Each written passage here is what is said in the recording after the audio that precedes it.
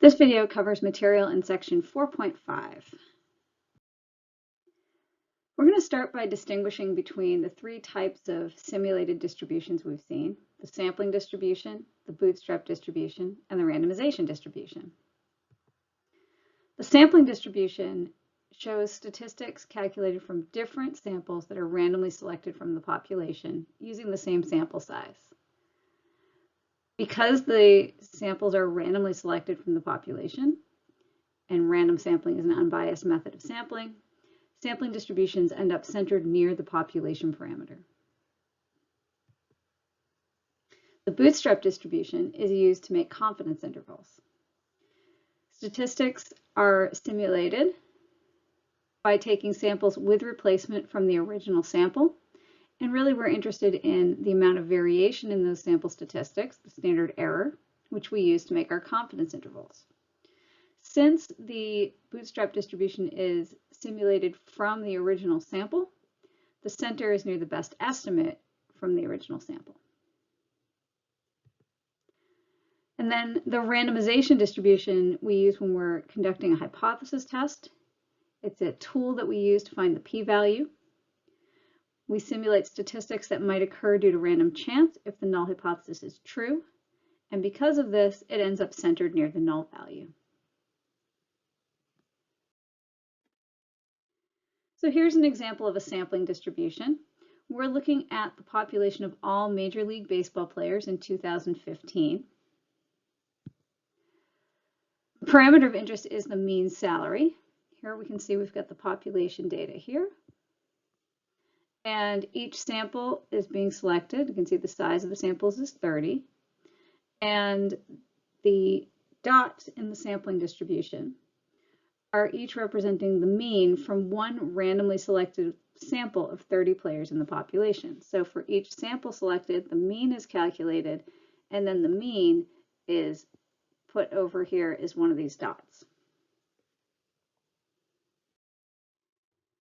The sampling distribution is centered at 4.231. We can see that's telling us that that's the mean of that sampling distribution.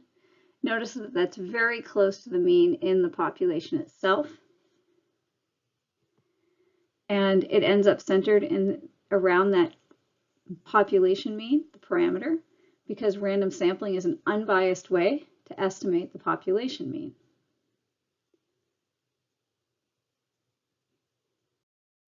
Now, bootstrap distribution, we simulate because we want to find a confidence interval. In this situation, we wouldn't have data from the entire population. We'd only have data from a sample.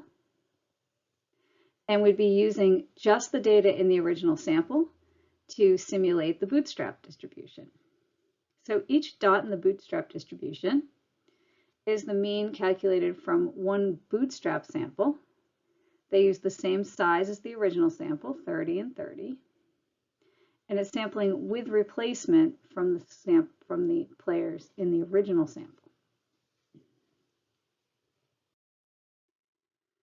The bootstrap distribution ends up centered at 5.862. You can see that's the mean, which is very close to the mean of the original sample. And this happens because the same data that we use to find the sample mean are being resampled to create this bootstrap distribution.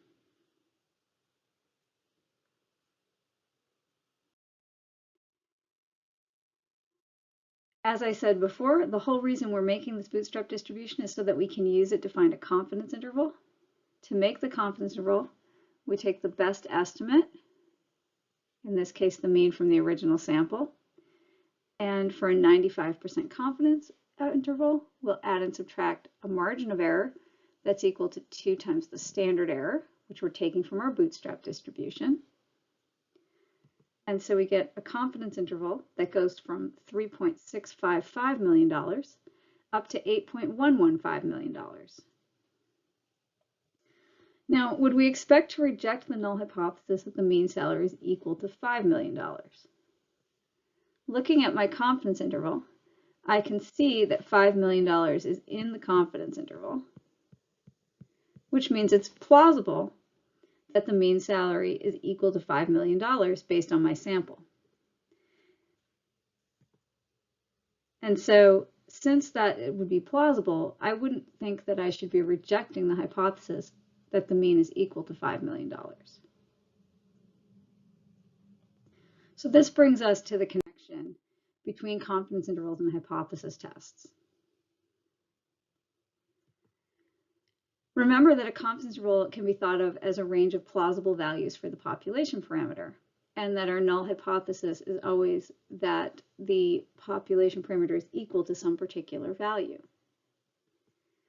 So when I'm hypothesis testing, if the null hypothesized value is in the confidence interval, then we'd say it's plausible that the null hypothesis might be true, and so we shouldn't reject it.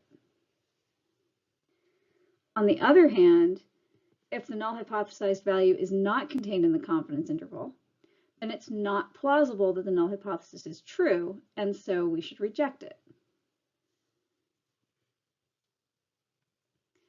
So let's look at the hypothesis test that we would do to see if the mean differs from $5 million. To conduct the hypothesis test, I formulated my hypotheses, selected my significance level, and then generated a randomization distribution so that I can use that to find the p-value. Remember, the randomization distribution is showing the results of sample statistics that might occur due to chance if the null hypothesis is true, and so it's centered around 5 for that reason.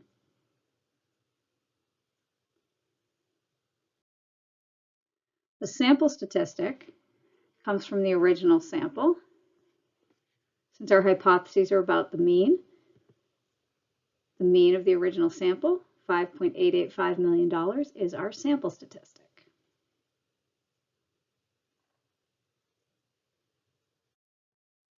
And we want to find our p-value. I start by looking at my alternative hypothesis. Since it has a not equal to sign, I'm using a two-tail type of test. I'm starting the tail at the original sample statistic, 5.885, and then figuring out what proportion of the dots are out in this tail beyond that. Then, because it's a two-tailed test, I need to multiply that by 2.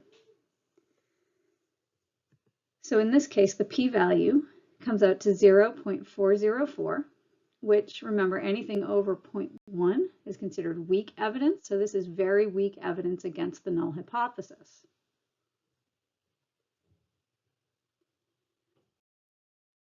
When I formally test using a 5% level of significance, my p-value is more than my significance level, so I fail to reject the null hypothesis. There is not strong evidence that the mean salary differs from $5 million. And this is consistent with what we expected to see with our confidence interval. Because we said $5 million was plausible, we probably shouldn't reject it.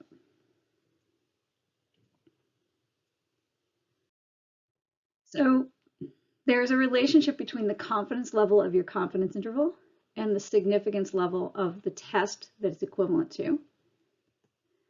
Checking to see if the null value is in the C% confidence interval is like conducting a two-tailed test at a 100 minus C% level of confidence. So for instance, with 95% level of confidence, 100 minus 95 is 5%. So a 95% confidence interval is equivalent to a two-tailed hypothesis test with a 5% level of significance. On the other hand, if I made a 99% confidence interval, 100 minus 99 would give me 1%. So a 99% confidence interval is equivalent to a two-tailed test with a 1% level of significance.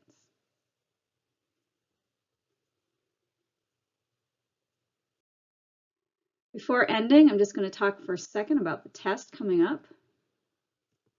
The test covers chapters 3 and 4, not including section 4.5, because I had some technical difficulties on Thursday and was not able to fully cover that material. Review materials are posted in the Review Materials tab. There's an exam from last spring, in addition to the quiz that you took before break, a blank copy of it, and the solution, so you can check your work if you want to review that again. Test will be open book and open notes. It's untimed, but it does need to be completed next Thursday. It'll be available in the morning, and it will be need to be finished by Thursday night. So that's Thursday the, let's see, 9th of April. You have to work independently on the test, can't work with anyone else, can't ask any questions. During Tuesday's class time, I'm going to answer questions that people have in preparation for the test. Thanks and have a good day.